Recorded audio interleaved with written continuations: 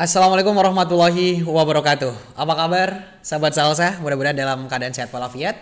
Dan Romi ucapkan selamat datang di ruang podcastnya Salsabila FM. Untuk edisi kali ini kita akan ngobrol seputar peran perbankan dalam mendorong terwujudnya ekonomi kreatif dan berkelanjutan di Kabupaten Sampang. Dan untuk ngebahas tentang tema itu, alhamdulillah di ruang podcast kita hari ini kita sudah kehadiran Kepala Bank BRI Cabang Sampang. Beliau adalah Bapak Dahlan Haryadi, Kepala Bank BRI Cabang Sampang. Sebelum kita menyapa beliau yang telah berkenan hadir sahabat Salsa di ruang podcast kita, tentu Romi minta dukungannya untuk kamu semua. Untuk Salsabila FM, mudah-mudahan Salsabila FM bisa setiap edisinya bisa mengangkat tema-tema yang inspiratif dan edukatif sesuai tagline kita tentunya. Dan ayo ikuti obrolan Romi bersama Bapak Dahlan Haryadi selaku Kepala Bank BRI Cabang Sampang. Kita langsung sapa saja beliau. Assalamualaikum Pak Dahlan Haryadi. Waalaikumsalam warahmatullahi wabarakatuh. Apa kabar hari ini Pak? Alhamdulillah baik Mas. Alhamdulillah, Romi nggak expert banget teman-teman ya sahabat Salsa ya. Beliau bisa hadir langsung ke studio kita yang sederhana ini dan berkenan untuk memberikan inspirasi dan edukasi di ruang podcast Salsabila FM ini. Oke. Sebelum kita ngobrol ke temanya Pak Dahlan Haryadi, kita pengen tahu lebih dalam lagi, pengen lebih kenal lebih dalam lagi bersama Pak Dahlan Haryadi. Kalau Pak Dahlan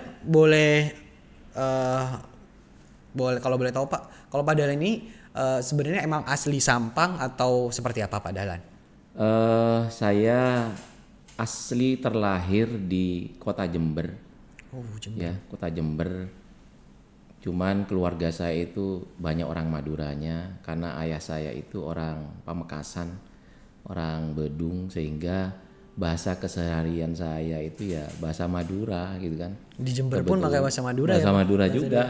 Akhirnya nggak terlepas sekian tahun perjalanan saya keliling dari Jawa Barat, Sumatera, nggak bisa lepas. Jadi istilahnya itu nggak hilang ternyata bahasa Madura itu. Susah menghilangkan bahasa Madura, apalagi logatnya kayak gitu kan. Dan saya di Sampang juga masih baru Mas gitu. Jadi masih baru 6 bulan berjalan gitu kan. Jadi kalau teman-teman ya Salsa yang ada sekarang ini silahkan monggo bisa berkomunikasi sama saya terkait apapun, apalagi fasilitas perbankan gitu. Oh, terima kasih banyak. Jadi Pak Dahlan baru 6 bulan di Sampang. Ya. Oke, sebelum itu tugas di mana Pak Dahlan? Saya sebelum di Sampang ini tugas di Kepulauan Nias. Oh. Jadi ikut wilayah Sumatera Utara, gitu. Lumayan sih Mas di sana 2 tahun 2 bulan gitu kan. Yang notabene memang keyakinannya berbeda sama kami sehingga kami harus ikut bisa menyesuaikan diri dengan masyarakat sana. Sama pulaunya ya kalau Maduranya. Tapi sekarang kan Pulau Madura bukan pulau lagi, udah jadi daratan ketika ada jembatan Madura itu. Iya. Jadi nggak bisa lagi sama di kepulauan. Ketika ada Suramadu udah bukan kepulauan lagi, karena aksesnya udah cepet banget. Ya udah cepet banget gitu. Kalau ada perekonomian juga sudah putarannya udah alhamdulillah. Dan kita bangga jadi orang Madura. Pak Dahlan, kembali tugas ke tanah Madura ini seperti pulang kampung jadinya Pak ya? Ya. Kayak pulang kampung Mas. Jadi saya ketemu sama komunitas mayoritas sekarang berbahasa Madura gitu. Yang selama ini saya keliling dari Jawa Barat, ketemu sama saudara-saudara saya yang di Madura di sana, kemudian di Betawi, di Banten sana ketemu juga sama saudara-saudara Madura saya di sana. Mas ketika ada di Nias saya nggak ketemu sama saudara saya di sana. Serius, kayaknya Pak? belum ada orang Madura. Nggak ada di sana Mas. Jadi nggak bisa pakai bahasa Madura nggak di Nias. bisa saya kayak gitu. Saya cari-cari sampai kemana nggak ada orang Madura. Waduh repot.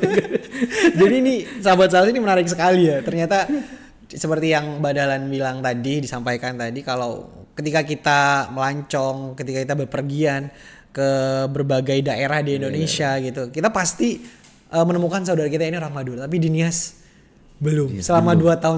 2 tahun. Nggak menemukan. Nggak ketemu Mas. Jadi saya berlibur pakai bahasa Madura.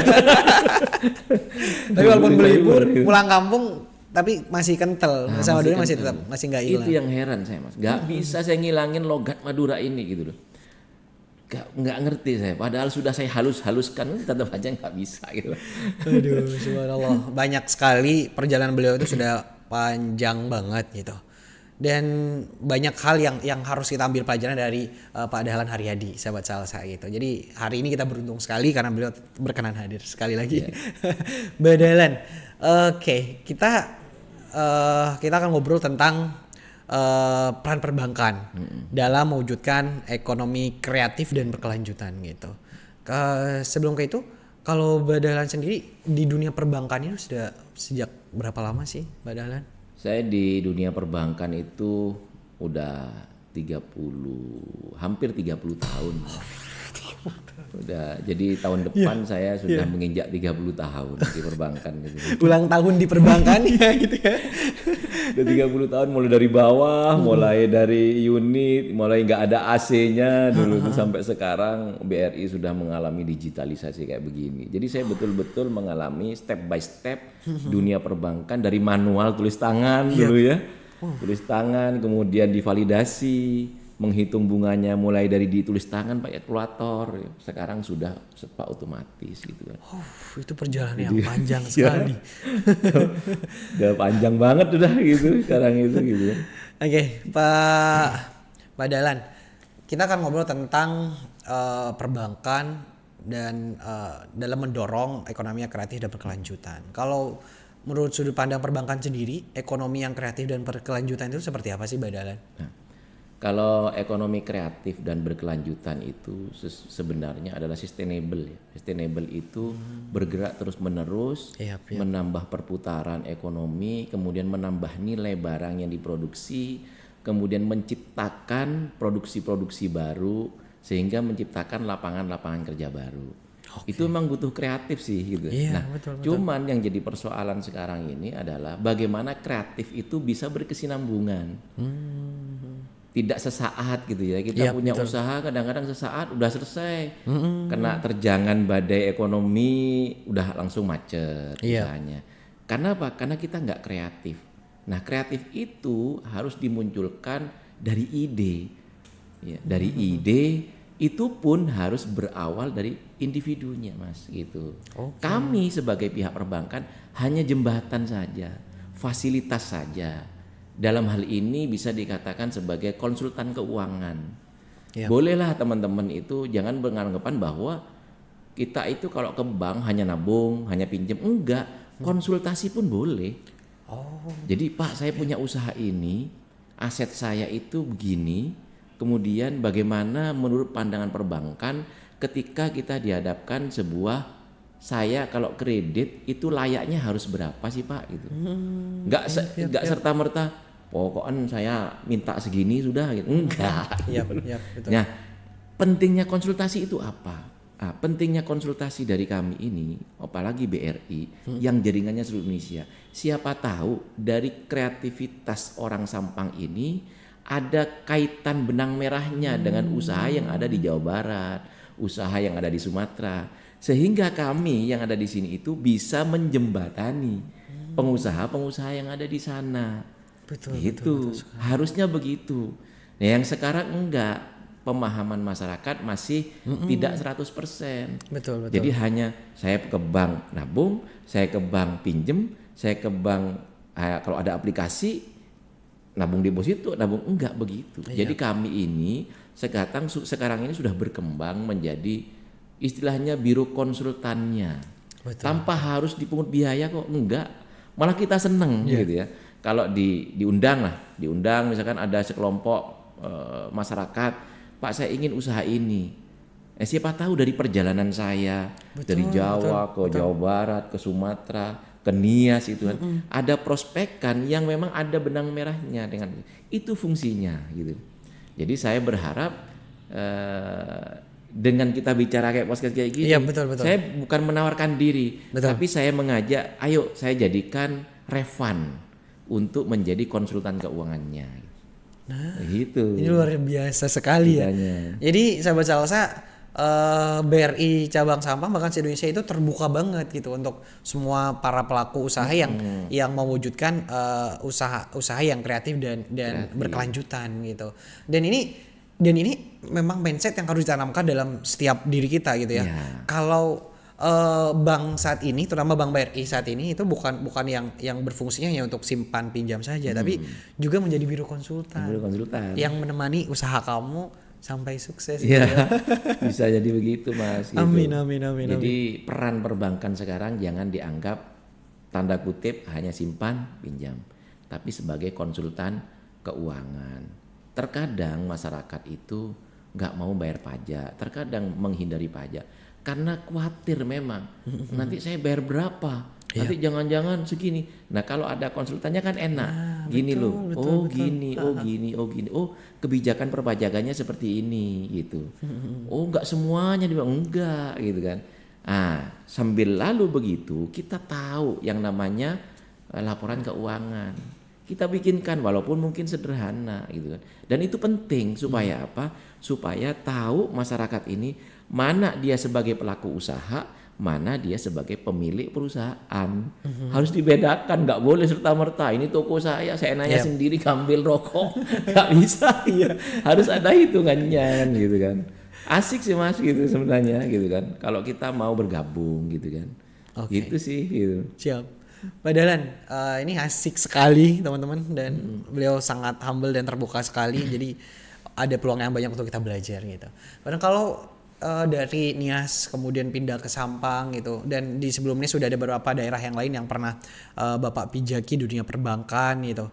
Kalau bukan maksud untuk membandingkan gitu, tapi lebih seperti apa sih Bapak melihat pelaku ekonomi kreatif di Sampang itu, dan ada nggak saran-saran yang menurut Bapak bisa diberikan yang melalui pengalaman Bapak yang selama ini sudah ada di beberapa daerah gitu. Seperti apa sih melihat pelaku usaha? Kalau saya melihat wilayah Sampang itu dibandingkan dengan wilayah-wilayah saya, karena mungkin saya ketempatannya itu ke tempat yang pelosok Mas gitu ya. Saya di suku Baduy, itu wilayah saya dulu di Jawa Barat itu ya. Suku Baduy, kemudian di ujung kulon sana, kemudian bandingkan lagi sama Nias kayak begitu. Pulau Madura khususnya Sampang itu sebenarnya potensinya banyak Mas gitu. Ini nih harus dicatat. Potensinya banyak. Cuman sekarang tinggal memanfaatkan potensinya. Pernahkah kita itu melihat Sampang ini sebagai apa sih gitu? Betul. Sampang itu di mana sih gitu ya? Padahal misalkan nih contoh, Sampang itu adalah kota persimpangan.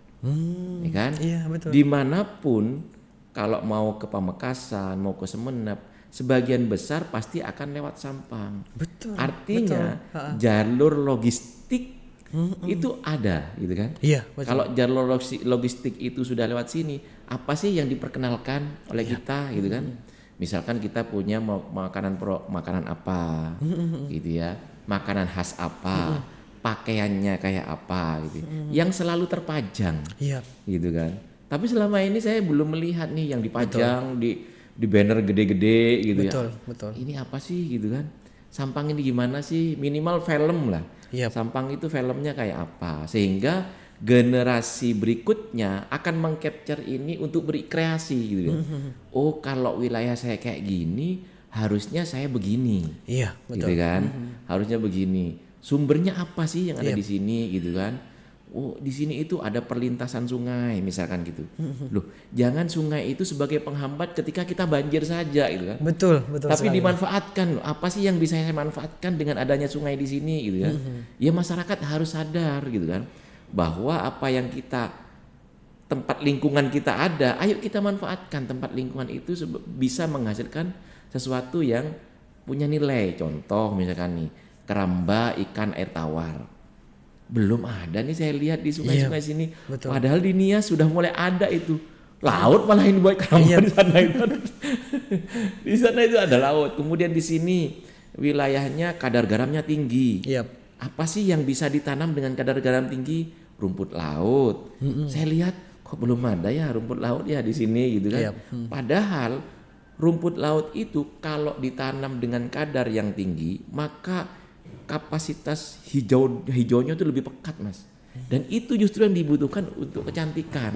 Dan itu ekspor loh. Iya. Itu ekspor. Jadi pangsa pasarnya bisa potensi lebih besar lagi. Masih kurang pasarnya. Makanya saya bilang, oh iya, punya lagi. Itu belum juga digali. Kemudian dari sisi tanaman mungkin di sini apa sih yang bisa hidup? Pohon kelapa. Saya nggak melihat nih kelapa atau kelapanya itu dibuat kopra. Iya. Itu kan belum gitu kan. Belum. Terus batoknya dibikin briket. Iya. Belum ada itu. Jadi artinya, peluang yang betul-betul digali. Di sana ada, Pak. Di mana di Nias? Sekarang gini pertanyaannya. Kalau orang Nias bisa menciptakan briket, orang Madura bisa menciptakan briket. Terus pangsa pasarnya di Surabaya, ngambil Nias apa ngambil di Madura? Pasti ngambil di Madura. Lebih dekat betul, kan? Potensi itu yang penting untuk kita gali. Gitu harusnya, Mas. Banyak sekali gitu ya. Sahabat Salsa. Jadi warga Sampang, untuk kamu semua sahabat Salsa yang ada di daerah Sampang itu, jadi kalau yang Romi tangkap dari Badalan ya, kita harus lebih berani lagi untuk menunjukkan identiti Sampang itu sendiri gitu, sebagai peluang-peluang usaha yang ada, seperti yang sudah Dahlan Haryadi tadi berikan pandangan untuk kita gitu, dan itu mudah-mudahan kita bisa ambil dan kita bisa terapkan gitu. Betul. Nah, setelah mendengar apa yang sudah disampaikan oleh Bapak Dahlan Haryadi nih, para sahabat Salsa udah mulai tergerak nih, Mbak. Udah mulai tergerak untuk mewujudkan itu. Asik gitu. ya. Iya. Terus posisi Bank BRI sendiri nih, ada nggak program-program yang bisa membersamai para pelaku usaha di Kabupaten Sampang untuk mewujudkan ekonomi yang kreatif itu sendiri? Sebenarnya kalau dari sisi perbankan ya, di Bank Rakyat Indonesia ini, kita itu melaksanakan program pemerintah, program pemerintah yang suku bunganya memang ditetapkan, nggak bisa dibikin naik, nggak bisa dibikin tinggi, yaitu kredit usaha rakyat. Cuman persoalannya akan jadi rancu ketika pemanfaatan kredit usaha rakyat ini tidak untuk produktif. Itu yang terjadi, gitu kan. Padahal kita itu dari fasilitas yang diberikan dari KUR itu kita disubsidi loh oleh pemerintah, dan subsidinya lebih tinggi daripada yang dinikmati oleh masyarakat, gitu loh.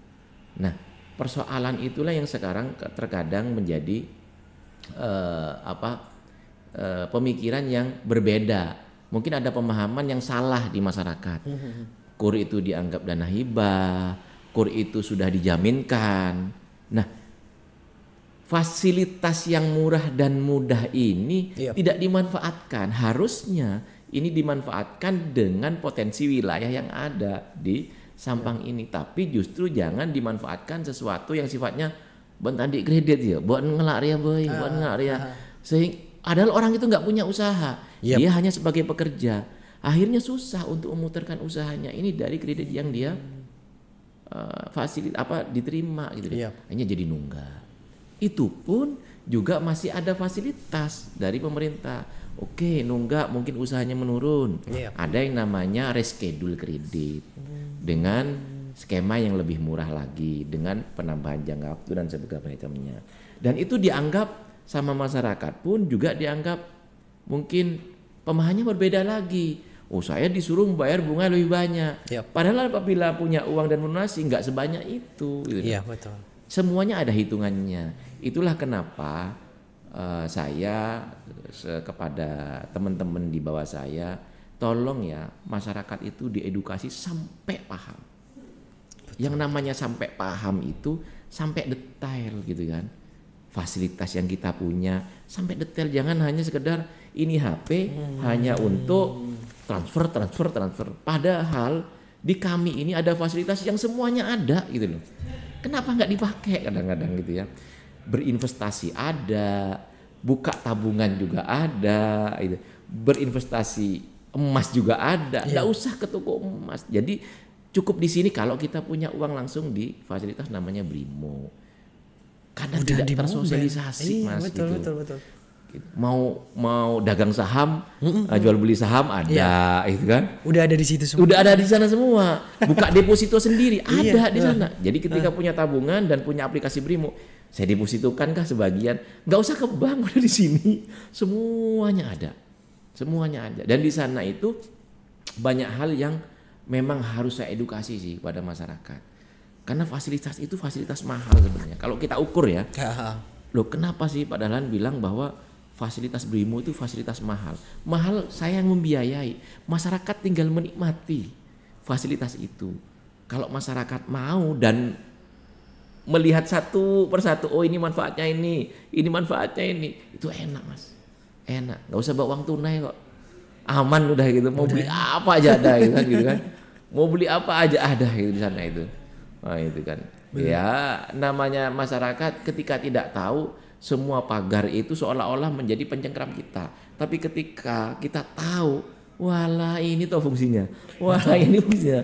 Oh enak ya ternyata. Karena apa? Eman. Ini fasilitas yang murah menurut saya. Aplikasi yang murah tapi bermanfaat untuk segalanya. Betul. Itu sih.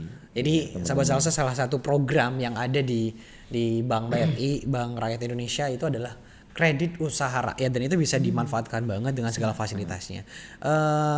Pak Dahlan Aryadi, menarik sekali di situ bagaimana Bapak mempunyai keinginan yang mulia untuk benar-benar mengedukasi masyarakat.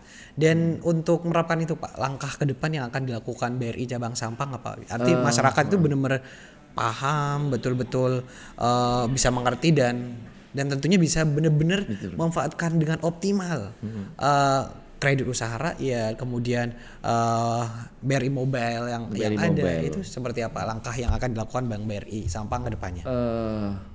Kalau saya sih sama teman-teman, memang edukasi itu butuh waktu ya. Edukasi itu butuh waktu, edukasi itu butuh pemahaman, edukasi itu butuh pembelajaran ya. Istilah-istilah baru itu memang butuh sih seperti itu. Cuman yang bisa kami berikan setiap kami ke daerah atau mungkin ke desa itu ya, kami pasti terangkan sedetail mungkin supaya bisa mengedukasi masyarakat yang lain. Kecuali memang ada perkumpulan yang memang kami diminta, kami bisa, kami hadir sebisa mungkin yang datang saya gitu kan. Saya orangnya gitu teman-teman ya. Jadi sahabat Salsa bolehlah kita ngopi-ngopi bareng gitu. Sama Pinca BRI Sampang, nggak apa-apa. Saya itu senang begitu. Saya itu kepingin Sampang ini yang pernah tempat saya berguru dulu ya secara spiritual, saya kepingin lebih maju lagi dari ini gitu. Saya ingin menggali, tapi harus sama-sama masyarakat. Saya nggak bisa gerak sendiri. Betul. Ayo ide ini ditelurkan. Apa yang saya bisa bantukan, apa yang saya bisa pelajarkan. Karena apa yang saya alami di dunia sana, dari Nias, dari Sumatera itu ya, akan saya telurkan semua gitu ya. Wah ternyata usaha itu semudah ini gitu. Karena apa Mas, sekarang itu yang jadi persoalan yang baru itu pemasaran. Itu memang yang jadi susah Mas, pemasaran itu. Jadi tantangan di usaha itu adalah pemasaran gitu loh. Nah sekarang pemasaran sudah berubah dari tradisional menjadi digital. Nah itu masyarakat apa ya tahu caranya memasarkan secara digital. Apa ya tahu bahwa di gang ini nih ada home industry. Itu juga susah mengedukasinya. Ya perbankan bisa mengedukasi mereka, tapi teman-teman generasi muda yang sekarang tolong itu dimanfaatkan. Generasi muda yang sekarang. Jadi orang berbisnis tidak harus di pinggir jalan gitu kan. Di dalam rumah pun bisa berbisnis, tinggal bagaimana produk yang kita kelola.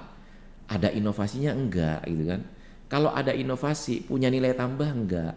Nah, orang pasti akan memilih yang murah. Yang namanya pemasaran, pembeli kepingin yang murah, yang enak, yang banyak, yang elegan, semuanya kepingin yang murah. Ya bagaimana kita menciptakan itu gitu ya. Kita harus mempunyai jiwa yang sekreatif betul, mungkin. Itulah fungsi kreativitas yang saya maksud. Sama sih Mas, saya juga punya kegiatan pribadi di luar kegiatan kantor. Istilahnya kalau saya liburan mungkin ya saya bisa masak apa yang bisa diajarkan, mulai dari bikin bakso, mulai dari bagaimana cara masak mie gitu kan. Kemudian saya juga beternak ikan. Sebenarnya ternak ikan saya itu sekarang saya pelajari, saya ingin tahu air Sampang ini cocok untuk ikan apa sebenarnya. Itu udah kreatif ke sana juga ya. Jadi saya ngomong nanti harus ada contohnya dong gitu kan. Kalau saya ngomong contohnya nggak ada. Oh bener emang Binjai Sampang itu ternak boleh nanti sana saya kasih tahu caranya. Bikin pakan gitu kan, itu boleh gitu. Jadi untuk kamu semua sahabat Salsa yang sudah mulai tergerak untuk usaha, kemudian memanfaatkan program yang ada di Bank BRI Sampang gitu. Jadi BRI Sampang terbuka lebar, terutama Pak Dahlan Haryadi selaku Kepala Bank BRI Cabang Sampang yang baru ini sahabat Salsa itu Romi ngimanin banget kalau beliau itu memang low profile banget. Dan salah satu buktinya karena beliau udah berkenan hadir ke sini dan itu itu yang akan Romi selalu ingat sih dalam hidup gitu. Jadi sekali lagi kita harus yakin dengan potensi-potensi yang ada di Kabupaten Sampang.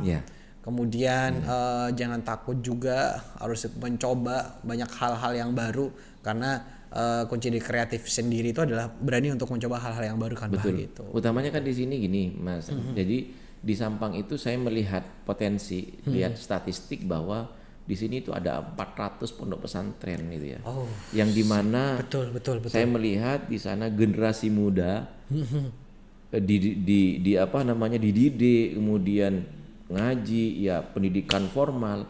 Nah, andai kata itu bisa diterobos dengan pendidikan digital dan kreatif, saya pikir anak-anak yang sekarang lagi berpendidikan itu akan terbuka. Oh ternyata begini usaha itu. Tidak seram yang orang bayangkan gitu ya. Saya kepingin sih masuk ke sana Mas gitu. Jadi saya ingin masuk ke jadi ke ranah-ranah pesantren dan mewujudkan santri yang entrepreneur nggak apa-apa. Suruh ngajar tentang ekonomi misalkan. Gimana sih bikin raca gitu kan. Salsa Bila siap untuk gitu kan. Salsa Bila siap untuk menjadi mediator media ya dan memfasilitasi juga agar pertemuan itu terus nih. Jadi mohon izin Salsa Bila FM gitu hari ini ya. Kita akan terus bersilaturahmi dengan Abah. Siap. Nanti juga akan saya ngajak generasi muda, ulama muda yang punya potensi tinggi, yang mungkin harus sama teman-teman Salsa bisa didengar ya. Cara pikirnya dari sisi agama dan dari sisi umum, bagaimana sepak terjang beliau walaupun muda. Nanti mudah-mudahan beliau mau lah nanti ya. Kita datangkan. Kita selalu nantikan. Fan aja lah kalau untuk orang Sampang gitu ya Mas ya. Iya. Gitu. Oke, bener-bener nggak kerasa nih Bah. Kita ngobrol udah setengah jam gitu.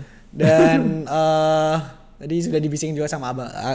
Rom, aku bisa sampai jam 12 Rom. Oke Bah, siap. Dan setengah jam itu adalah waktu yang singkat sekali sahabat Salsa bisa ngobrol bersama Bapak Dahlan Haryadi gitu.